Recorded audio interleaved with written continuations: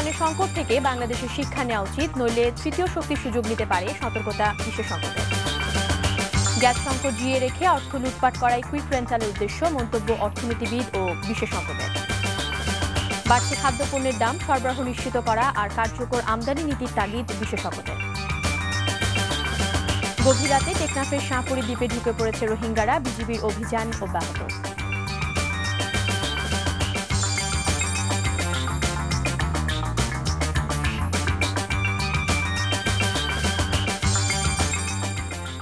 আসসালামু আলাইকুম, শামসুন্নাহার নিম্মি প্রত্যেকে আমন্ত্রণ জানাচ্ছি এনটিভির সন্ধ্যার খবরে। একেএসটিএমটি বা শিরোনাম শুনছিলেন, এবারে পুরো খবর। পাকিস্তানে বিচার বিভাগ ও শাসন বিভাগের দ্বন্দ্বে যে সংকট তৈরি হয়েছে তাতে সে দেশের সেনাবাহিনী আবারও ক্ষমতায় আসতে পারে বলে আশঙ্কা করছেন এদেশের আন্তর্জাতিক বিশ্লেষকরা। ওদিকে ভারতে এখন চলছে রাষ্ট্রপতি নির্বাচনের প্রস্তুতি।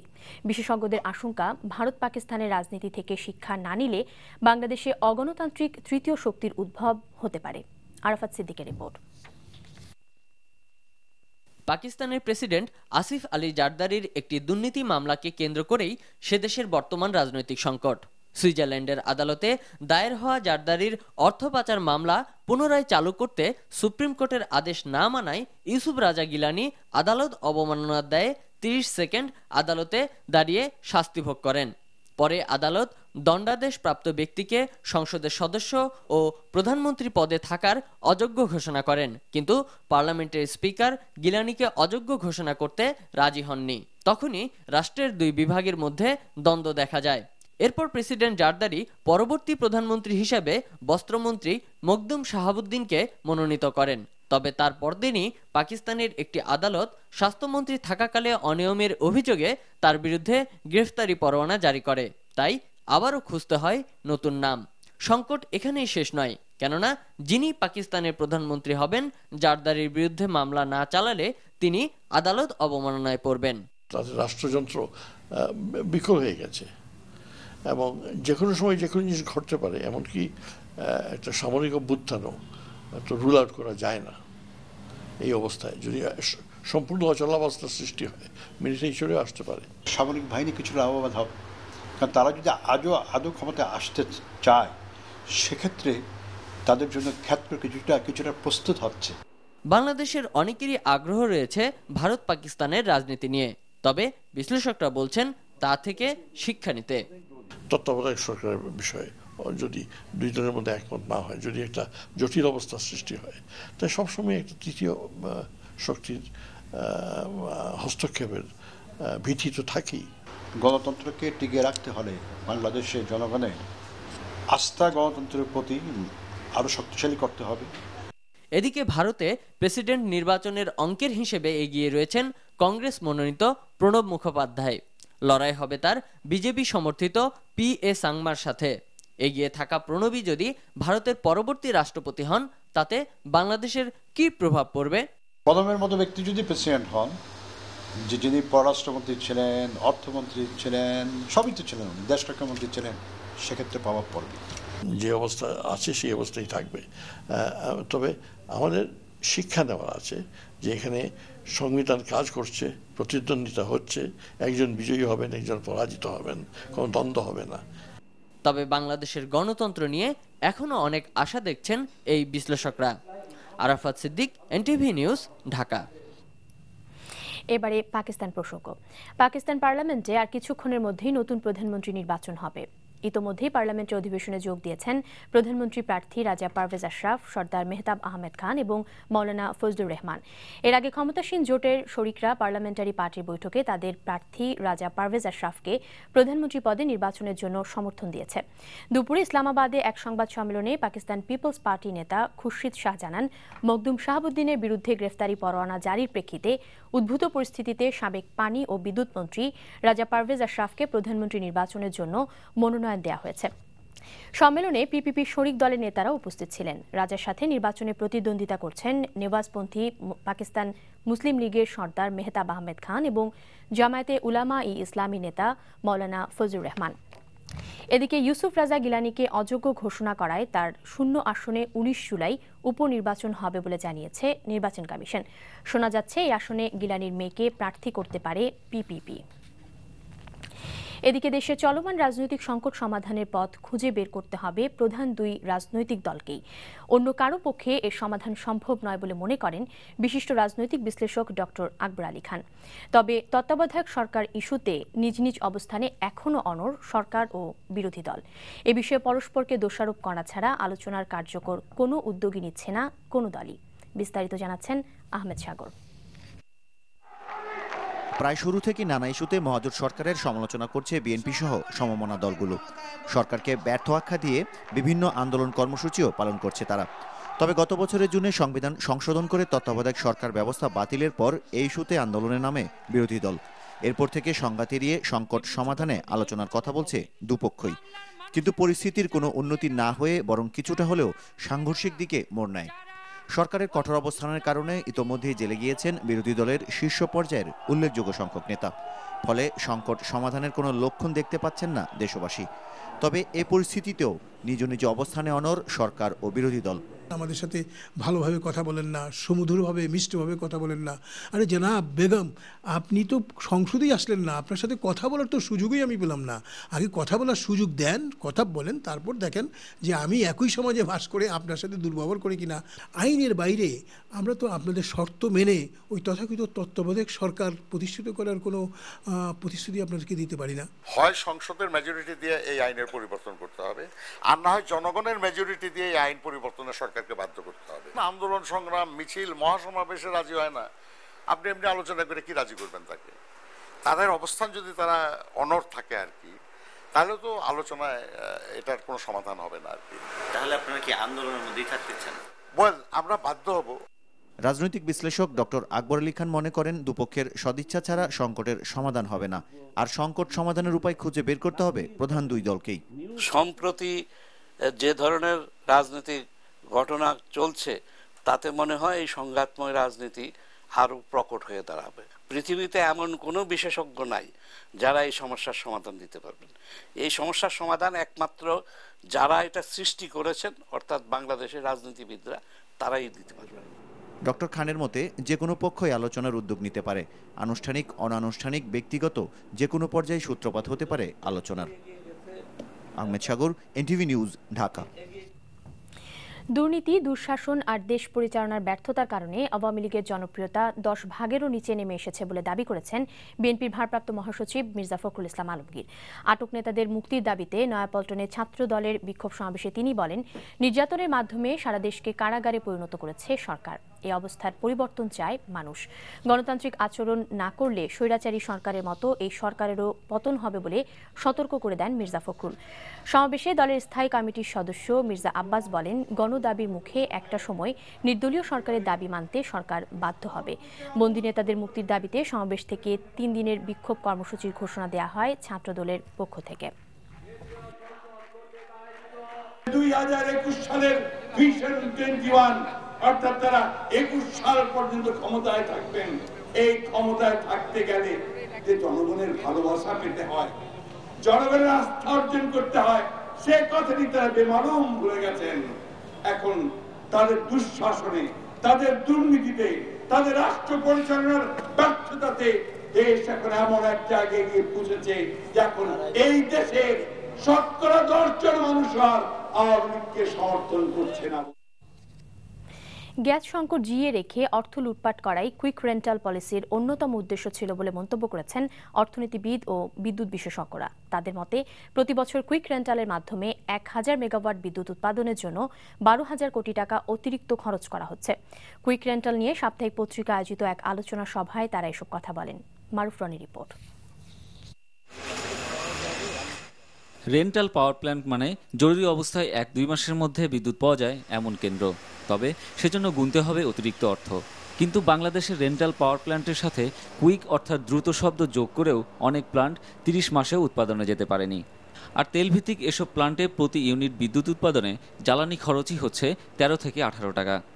তাই মোট বিদ্যুতের 13.5% জ্বালানি তেল দিয়ে উৎপাদিত হলেও খরচ হয়েছে 75% জ্বালানি। বিশেষজ্ঞরা মনে করেন লুটপাটের জন্যই এমন সিদ্ধান্ত নেওয়া হয়েছে। গ্যাসের কোনো সংকট নেই, সরকার ইচ্ছে করে গ্যাস সংকটটা দিয়ে রেখেছে। আমি চ্যালেঞ্জ করছি এই তৌফিক আলমকে, চ্যালেঞ্জ করছি পৃথিবীর চেয়ারম্যানকে, এই যে দুইজনে হচ্ছে এই আর্কিটেক্ট, দেশকে বিক্রি করার জন্য, দেশকে ধ্বংস করার জন্য দুই হচ্ছে মেইন আর্কিটেক্ট।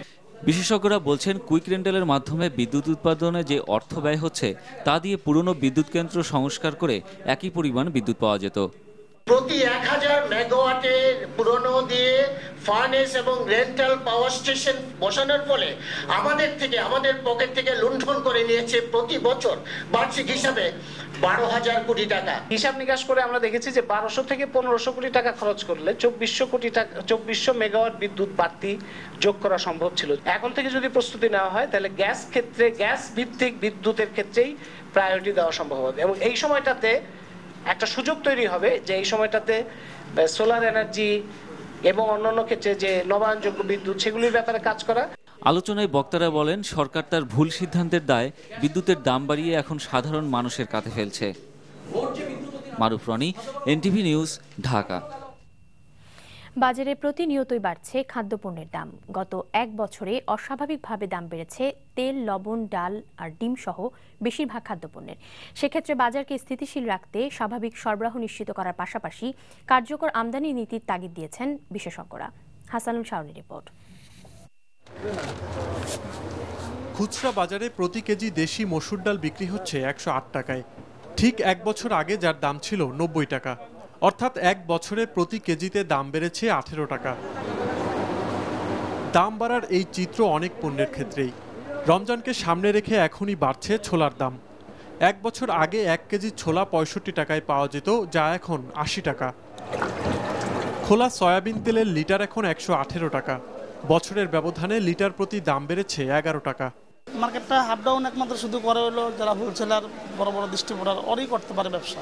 আমাদের তো প্রফিট না, আমরা ডিটেল বিক্রি করে হয়তো 1 টাকা 1.5 টাকা দিয়ে লাভ করি আর কি। প্রত্যেক মাসে আমার যা খরচ হয় তার চেয়ে প্রত্যেক মাসেই বেড়ে যায়, কিন্তু আমার স্যালারিটা বাড়ে না কখনো। কি বলবার, সাধারণ মানুষের খবর আসলে সরকারও রাখে না, অন্য কেউ চিন্তা ভাবনা করে না।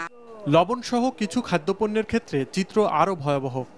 যে লবণের কেজি ছিল 20 টাকা, বছর ঘুরতেই তা এখন 32 টাকা। আর এক বছর আগে এক হালি ডিম ছিল 28 টাকা, তা এখন অন্তত 38 টাকা। বাজারের এমন চেহারা নিয়ে তাই প্রশ্ন এখন অনেকের মনেই। সরকারের উচিত হবে এক ধরনের ওপেন ট্রেড ট্যারিফ পলিসির মাধ্যমে জিনিসটাকে সেট করে দেওয়া, যাতে যখনই দামটা বাড়তে 25% উপরে যাবে বহির্বিশ্বের সাথে, তখনই যেন ইম্পোর্টাররা নিজেরাই ডিসিশন নিতে পারে যখন আমি ইম্পোর্ট করে নেব। বাজারকে কন্ট্রোল করার কোনো প্রচেষ্টা কিন্তু ভালো হয় না। সরবরাহ পরিস্থিতিকে যদি আমরা ঠিক রাখতে পারি, বাজার নিয়ে চিন্তা করার সেরকম কারণ থাকতে পারে না। এবার দেখা যাক খাদ্য মূল্যস্ফীতির চিত্র।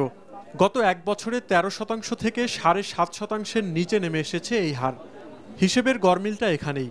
মূল্যস্ফীতি কমে আসছে ঠিকই, কিন্তু একমাত্র চাল ছাড়া বাজারে ক্রেতাদের স্বস্তির জায়গা খুব একটা নেই বললেই চলে। ভারতেও চালের দাম কম, তো এবং আমাদের দেশের সাপ্লাই পরিস্থিতি খুব ভালো। সব মিলিয়ে আমার মনে হয় না যে সামগ্রিক মূল্যস্ফীতি পরিস্থিতি খারাপের দিকে যাবে, সেটা আমি মনে করি না। এই অবস্থায় অভ্যন্তরীণ উৎপাদন বৃদ্ধি আর আন্তর্জাতিক বাজারে খাদ্যপণ্যের দাম কিছুটা কমে আসাকেই ইতিবাচক হিসেবে দেখছেন এই বিশেষজ্ঞ। স্কেলটাকে কাজে লাগাতে হবে। Hasanul Shaon, NTV news, Dhaka. গভীর রাতে টেকনাফের শাহপুরী দ্বীপের গোলারচরে ঢুকে পড়ছে রোহিঙ্গারা। স্থানীয়রা জানিয়েছে গোলারচরেই এমন কয়েক শত অনুপ্রবেশকারী রোহিঙ্গা রয়েছে, আর এদের ধরতে দিনরাত অভিযান চালাচ্ছে বর্ডার গার্ড বাংলাদেশ, বিজিবি। এ পর্যন্ত 967 জন অনুপ্রবেশকারীকে আটক করেছে বিজিবি। এদের মধ্য থেকে ফেরত পাঠানো হয়েছে 949 জনকে। টেকনাফ থেকে ফিরে আরও জানাচ্ছেন ওজাইর ইবনে ওমর, সাথে ছিলেন স্থানীয় প্রতিনিধি ইকরাম চৌধুরী টিপু, ক্যামেরায় ছিলেন আনোয়ার হোসেন মিলন। টেকনাফের শাহপুরীর দ্বীপের এই গোলারচর গ্রামের একদিকে মিয়ানমারের সীমানা, অন্যদিকে বঙ্গোপসাগর। মিয়ানমারে চলমান দাঙ্গার কারণে এই চরটি হয়ে পড়েছে অনুপ্রবেশকারী রোহিঙ্গাদের জন্য একটি পছন্দের ইন পয়েন্ট। কারণ এই গ্রামটি যেমন একদিকে মিয়ানমারের সীমানা ঘেঁষা, তেমনি এখানে সীমান্ত পাহারাও বেশ দুর্বল। দিনের বেলায় কয়েকজন বিজিবি সদস্যকে দেখা গেল দায়িত্ব পালন করতে, কিন্তু রাতের বেলা হয়তো অনেকটাই অরক্ষিত থাকে এই সীমান্ত। আর এই সুযোগটাই নিচ্ছে অনুপ্রবেশকারী রোহিঙ্গারা। রাতিয়া নকুয়া ফাটা 3টা 4টার সময় মানে যেখান থেকে পুলিশ পয়েন্ট আছে ওখান তো লামিয়ে নাই, মানে বিছানে দূরে দাঁড়িয়ে জানি কি ফেরা আছে দূর জায়গা ধরিয়া মানে কি লামিয়ে যায় রাতের বেলা, রাতে 3টা 4টার সময় আই। রোহিঙ্গারা এসে আইলে সরকার ধরি ফেলায় আবার চলাই দেয় এরকম। আর রাতের বেলা নাকি রাতের বেলা আইলে সুরহাভাবে উঠে দেয় কিছু এভাবে এরকম। রোহিঙ্গা যেগুলো আসিল এগুলা ওই চলে গেছে উত্তরে কোথায়? উত্তরে কাশবাজার, তার মুশকালি, টেন্নাব। শাহপরীর দ্বীপের গোলারচরে রোহিঙ্গাদের অবস্থান নতুন কিছু নয় বলে জানালো গ্রামবাসী। মিয়ানমার সীমানার খুব কাছাকাছি হয় এই গ্রামে অনেক আগে থেকেই রোহিঙ্গারা যাওয়া আসা করে অবৈধ সীমান্ত বাণিজ্য। আর এই রোহিঙ্গাদের অনেকেই গ্রামবাসীর আত্মীয় স্বজন। ফলে মিয়ানমারে চলমান দাঙ্গার কারণে গ্রামবাসীদের অনেকেই অনুপ্রবেশকারী রোহিঙ্গাদের ঠাঁই দিয়ে লুকিয়ে রেখেছে। যা আমার মতন আমি কি এখানে আসি, কিন্তু আমার চাচা দাদা ওখানে বর্মাই। যারা গভীর রাতে আসে ওখানে ওগুলা ধরতে পারলে রাখতে, আর না হলে তো সব উঠাই ফেলে। চরে আজ মনে হয় এই 200-500 জন হবে। এদিকে মিয়ানমারের দাঙ্গায় জুনের প্রথম সপ্তাহ থেকে টেকনাফের শাহপরীর দ্বীপে ঠিক কতজন রোহিঙ্গা অনুপ্রবেশ করেছে তা এ মুহূর্তে জানা সম্ভব না হলেও এখন পর্যন্ত এমন 967 জন রোহিঙ্গাকে আটক করেছে বিজিবি। দিনরাত চলছে রোহিঙ্গাদের ধরার অভিযান। ধরা পড়া রোহিঙ্গাদের নিয়মিত পুশব্যাকও করছে বিজিবি। সীমানার ওপার থেকে আসা রোহিঙ্গাদের অনুপ্রবেশই এখানকার অধিবাসীদের মাথা ব্যথার মূল কারণ নয়। ওই পারে চলা দাঙ্গার কারণে এখানকার জেলেরা যেতে পারছে না সাগরে স্বাভাবিকভাবে মাছ ধরতে। তাদের সবারই প্রত্যাশা দ্রুত এই পরিস্থিতি স্বাভাবিক হয়ে আসুক, স্বাভাবিক হোক তাদের জীবন জীবিকা। ওজাইর ইবনে ওমর, এনটিভি নিউজ, শাহপরীর দ্বীপ, টেকনাফ, কক্সবাজার। আপনারা দেখছেন এনটিভির সন্ধ্যার খবর। এবারে পূর্বাঞ্চল রিজন টাউন বিরতি, ফিরে এসে থাকছে। মহাসড়কে ভটভটি ও নসিমন করিমন চলাচল বন্ধে জনপ্রতিনিধিদের সহযোগিতা চাইলেন যোগাযোগ মন্ত্রী। পুঁজিবাজারে আস্থা ফেরাতে তারল্য সংকট দূর করার বিকল্প নেই বলছেন বাজার সংশ্লিষ্টরা।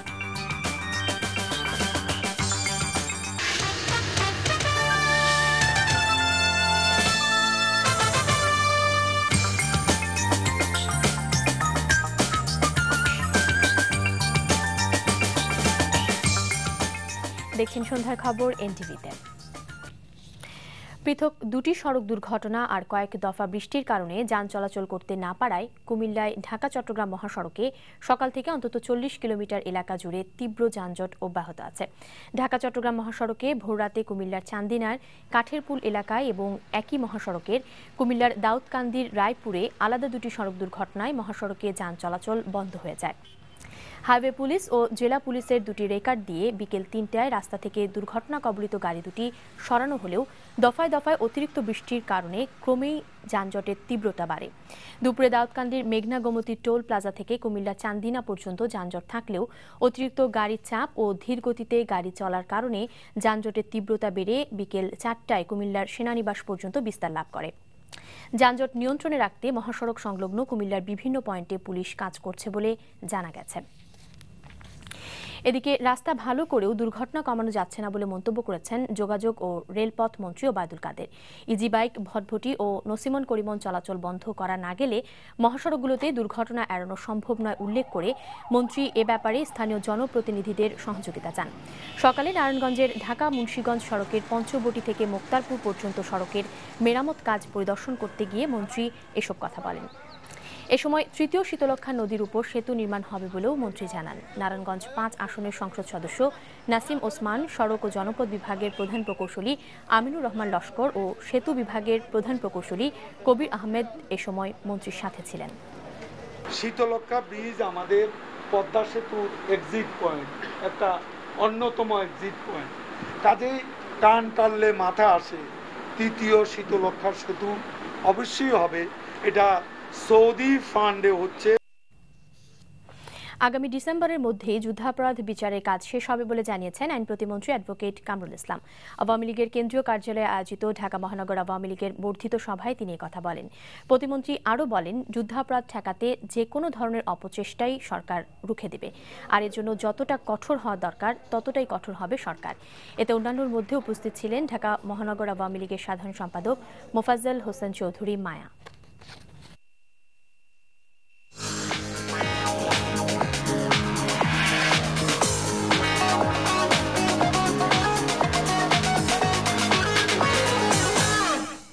নিটল ইন্স্যুরেন্স কোম্পানি লিমিটেড অর্থনীতি সংবাদ। পুঁজিবাজারে দরপতনের কারণে ৩.৫ বছরের মধ্যে সবচেয়ে কম লেনদেন হয়েছে গত সপ্তাহে। আর এই বিষয়টি নতুন করে চিন্তায় ফেলে দিয়েছে বাজার সংশ্লিষ্ট এবং বিশেষজ্ঞদের। তারা বলছেন, আইনি সমস্যা কেটে যাওয়ায় প্রণোদনা বাস্তবায়নের কোনো সমস্যা নেই। তবে বাজারে আস্থা ফিরিয়ে আনতে তারল্য সংকট দূর করা ছাড়া কোনো উপায় নেই। হাসিব হাসানের রিপোর্ট। 2010-এর 13 থেকে 17 জুন পর্যন্ত প্রতিদিন ডিএসইতে গড়ে লেনদেন হয়েছে 2160 কোটি টাকার, যা পরবর্তী বছরের একই সময় ছিল 545 কোটি টাকা। আর চলতি বছরের একই সময়ে অর্থাৎ গত সপ্তাহে গড়ে প্রতিদিন লেনদেন নেমে গেছে মাত্র 142 কোটিতে। এভাবে লেনদেন কমে যাওয়াতেই আপত্তি বাজার বিশেষজ্ঞদের। মানি ফ্লোটা মার্কেটে নাই বললেই চলে, নতুন কোনো ইনভেস্টার্স আসতেছে না। এটার এই পলিসিতে একটু চেঞ্জ আনতে হবে, যে করতে পারলে ওভারঅল ইকোনমির জন্য ভালো হতো, শেয়ার বাজারের জন্য ভালো হতো। আমরা উদ্বিগ্ন যেহেতু টার্ন ওভার পড়েছে, প্রাইস উঠানামা করবে সেটা নিয়ে যত উদ্বিগ্ন, তার থেকে বেশি হলো টার্ন ওভার মানে demand side is bin depressed. Long রানে ওই ইনস্টিটিউশন ইনভেস্টার্স ক্যাপাসিটি স্ট্রেনথেন করতে হবে। একইভাবে বাজার সংশ্লিষ্টরা এ অবস্থার জন্য চিন্তিত। তবে তারা বলছেন, তারল্য বাড়াতে সরকারকে উদ্যোগ নিতে হবে। সংকোচনমূলক মুদ্রানীতিটাকে কিন্তু রিভিউ করা খুব প্রয়োজন, কারণ 1.5 বছর ধরে এই কন্ট্রাকশনারি মনিটারি পলিসি চলে আসছে এবং তাতে করে কিন্তু গ্রোথ একদম স্থবির হয়ে যাচ্ছে দেশে এবং ফ্রি ফ্লোট অফ মানি কিন্তু কমে যাচ্ছে। কোনো বিনিয়োগকারী বিনিয়োগ করতে আসে, তার কাছে দুটো প্রশ্ন থাকবে, আমি কি ব্যাংকে আমার টাকাটা রাখবো না ক্যাপিটাল মার্কেটে রাখবো। এখন যদি আমি ব্যাংকে আমার রাখলে যদি লাভ হয়, তাহলে আমি অবশ্যই ব্যাংকে রাখবো। যদিও সরকার এখানে একটা কর আরোপ করেছে, সেই কর আরোপের ফলে এখন তার ওইখানে লাভ না ক্যাপিটাল মার্কেটে লাভ। অবশ্যই ক্যাপিটাল মার্কেটে লাভ, তাকে সেটা বোঝাতে হবে। এই ক্যাপিটাল মার্কেটের অপার সম্ভাবনাকে কাজে লাগাতে হবে। Hasib Hasan, NTV news, Dhaka. সন্ধ্যার খবরে আরো একটা পূর্বাচল রিজেন্ট টাউন বিরতি। আরো খবর আরেকটু পর। কাবুলে একটি হোটেলে তালিবান জঙ্গি ও নিরাপত্তা রক্ষীদের মধ্যে সংঘর্ষ, নিহত অন্তত 18 জন। ত্রিদেশীয় সিরিজে গুরুত্বপূর্ণ ম্যাচে দক্ষিণ আফ্রিকার 129 রান তাড়া করছে বাংলাদেশ।